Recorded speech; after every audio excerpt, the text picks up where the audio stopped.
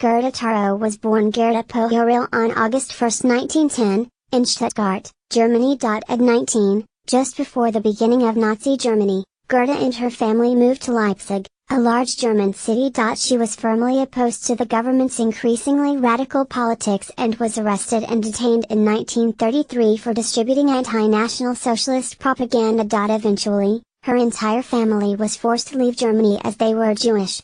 Fleeing in different directions, Gerda never saw them again. But in 1934, Gerda found herself in an entirely different world in Paris, where she met the photojournalist André Friedman, who taught her photography. She worked as his personal assistant, and the two fell in love. Just 2 years later, in 1936, Gerda received her first photojournalist credential and she and Friedman devised a plan to sell their work. Gerda proposed the pair would publish under the name Robert Capa, who they imagined as an American photographer. The secret didn't last long, but Friedman continued to use the alias Robert Capa, and went on to found picture giant Magnum Photos. Gerda picked a new professional name as well, after the Japanese artist Haruo Okamoto. When the Spanish Civil War broke out, Gerda and Friedman traveled to Barcelona to cover the events.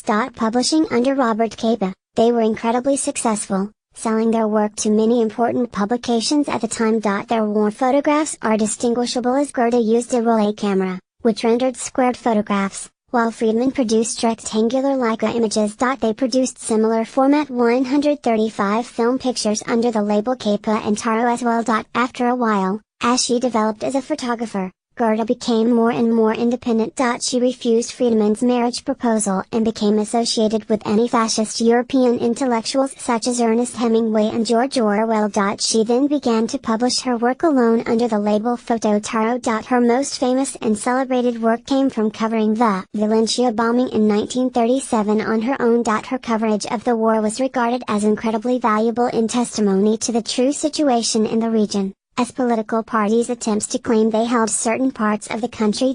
In July 1937, Gerda was covering the Battle of Brunete, just west of Madrid. She had ignored warnings from Friedman and others to stay away from the front line at one of the most dangerous moments of the war. Having used up all her film, she hopped up on the back of a car carrying wounded soldiers to get a ride back to her supplies. An out-of-control tank crashed into the car, wounding Gerda gravely.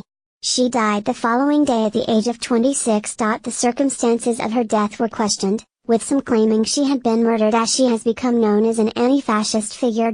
On August 1, 1937, on what would have been her 27th birthday, the French Communist Party gave her a grand funeral in Paris. She was buried at the Père Lachaise cemetery, and the party commissioned Swiss artist Alberto Giacometti to create a monument for her grave. Earlier this year, 80 years after her death, a picture surfaced, thought to be of Gerda on her deathbed. The photograph was published on Twitter by John Casale, a retired British lieutenant general, whose Hungarian father, Dr. János Casale, was a volunteer doctor. He is seen in the picture with her, dabbing blood from her nose,